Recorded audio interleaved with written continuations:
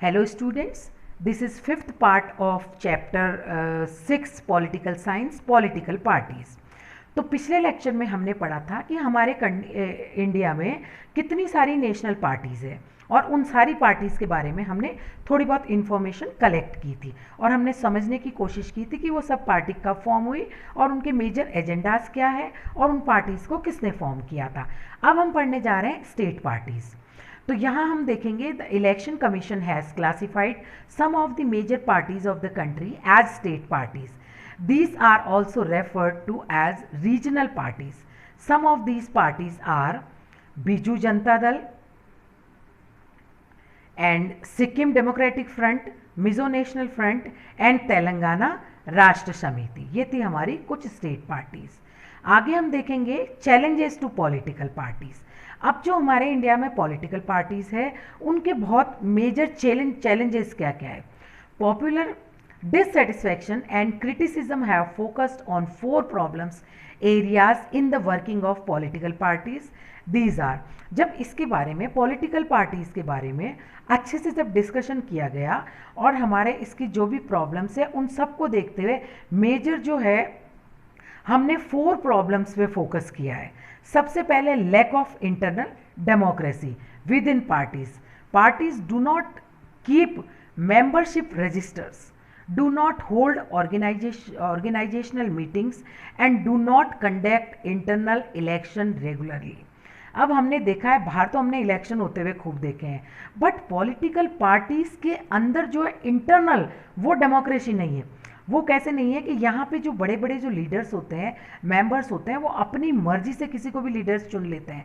वो अंदर अपनी पार्टी के अंदर कोई ऐसे इलेक्शन नहीं करते जिससे कि वो ये देख सके कि हमारी पार्टी में वाकई हमारे जो पार्टी के सारे मेंबर्स हैं वो किसको कौन सा लीडर बनाना चाहते हैं या एज उसको नॉमिनेट पार्टी के लिए इलेक्शन के लिए करना चाहते हैं। इस तरह की कोई पॉलिसीज़ हमारे यहाँ पे पॉलिटिकल पार्टीज़ में नहीं है। So this was the first challenge, lack of internal democracy. अब जो दूसरा चैलेंज है वो है most political parties do not practice open and transparent procedure for their functioning. हम अक्सर देखते हैं कि ज़्यादातर जो पार्टीज़ है उनके जो भी प्रोसीजर होते हैं वो ट्रांसपेरेंट नहीं होते हैं। क्यों नहीं ट्रांसपेरेंट होते हैं? क्योंकि यहाँ पे जो बहुत ज़्यादा पॉपुलर और बहुत ज़्यादा पावरफुल लीडर्स होते हैं वो यहाँ पे डोमिनेट करते हैं और वो अपनी मर्जी से ही सारे डिसीजंस पार्टी में लेते हैं। So there are very few ways for an ordinary worker to rise to the top in the party. In many parties, the top positions are always controlled by the member of one family. अब जब हमने ये one family की बात की है तो children we can understand that which party always giving chance to only their family members in India. Next is the third challenge is about the growth of role of money and muscles power in parties, especially during elections.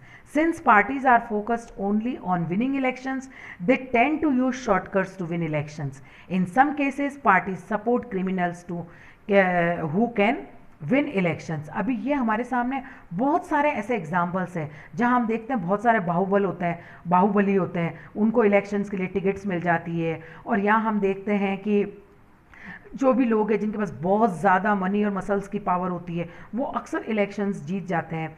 पैसे के बल पर वो बहुत ज़्यादा खर्चे कर लेते हैं, लोगों को पैसा देकर इन्फ्लुएंस कर लेते हैं और कई बार जो बाहुबली टाइप के लोग होते हैं लोगों को डरा धमका कर इलेक्शन में विन कर लेते हैं। तो ये भी हमारे यहाँ पे पॉलिटिकल पार्टीज़ में हमारे सबसे बड़ा चैलेंज है कि यहाँ पे जो है मनी एंड मसल्स पावर का रोल जो है बहुत ज़्यादा बढ़ता जा रहा है। अब हम लास्ट चैलेंज को पढ़ेंगे। People do not find parties to be a meaningful choice for their voters. Sometimes people cannot even elect very different leaders either because of same set of leaders keep shifting from one party to another. अब क्या होता है कई बार लोगों को meaningful choice ही नहीं मिलती है। वोटर्स जब वोट करने जाते हैं तो उन्हें समझ ही नहीं आता है कि वाकई कौन सा लीडर ऐसा है जो वाकई अच्छा है और जो हमारे लिए कुछ अच्छा कर सकता है, हमें उसको वोट करना चाहिए। क्योंकि क्या करते हैं लीडर्स अक्सर पार्टीज़ को बदलते रहते हैं, कभी ये पार्टी छोड़ के उस पार्टी में चेंज कर लेते हैं। तो जब भी वो वोट करने जाते हैं घूम फिर के उन्हें वही लीडर्स नज़र आते हैं। तो ये हमारे थे पॉलिटिकल पार्टीज़ के मेजर चैलेंजेस। अब हम देखेंगे how can political parties B reformed. अब तो हमने चैलेंज तो पढ़ लिए, अब इन चैलेंजेस के साथ साथ हम देखेंगे कि पॉलिटिकल पार्टीज को हम रिफॉर्म कैसे कर सकते हैं। तो have a look at some of the recent efforts and suggestions to reform political parties and its leaders in India. Some effects are listed below. यहाँ हम देखेंगे the constitution was amended to prevent elected MLAs and MPs from changing parties. अब सबसे पहले क्या है, जो बार बार जो लीडर्स होते हैं, एमएलएज एमपीज होते हैं, जो इलेक्शन के बाद वो अपनी पार्टीज चेंज कर सकते हैं, इसके लिए कॉन्स्टिट्यूशन में कुछ अमेंडमेंट ऐसे होने चाहिए कि जो लीडर्स है वो बार बार अपनी पार्टी को चेंज न कर पाए। The supreme court passed an order to reduce the influence of money and criminals. Now it is mandatory for every candidate who contests elections to file an affidavit giving details of property and criminal cases pending against him. तो ये supreme court ने एक और अभी हमारे जो है order pass किया है। इस ऑर्डर में क्या है कि अब जो भी ये ज़रूरी हो गया है, पहले क्या होता था जब इलेक्शन होते थे तो कोई एफिडेविट लोगों को देने की ज़रूरत नहीं होती थी, डिटेल देने की ज़रूरत नहीं होती थी, उनके अगर कोई भी क्रिमिनल केसेस पेंडिंग है या उनकी कितनी प्रॉपर्टी है या उनको सब बताने की ज़रूरत नहीं पड़ती थी। अब मैंडेटरी कर दिया है कोर्ट ने, तो ये भी हमारा एक रिफॉर्म हो गया है पॉलिटिकल पार्टीज़ के लिए।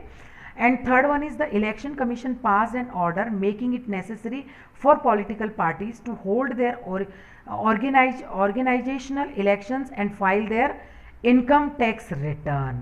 अब यहाँ इलेक्शन कमीशन ने ये भी बहुत बड़ा इनिशिएटिव लिया है जिससे उन्होंने क्या नेसेसरी कर दिया है पॉलिटिकल पार्टीज़ के लिए कि वो जब भी इलेक्शन होल्ड कर रहे हैं तो अपना इनकम टैक्स रिटर्न की फाइल को वो वहाँ पे प्रेजेंट करेंगे। So this was all about for today's lecture. Thank you children.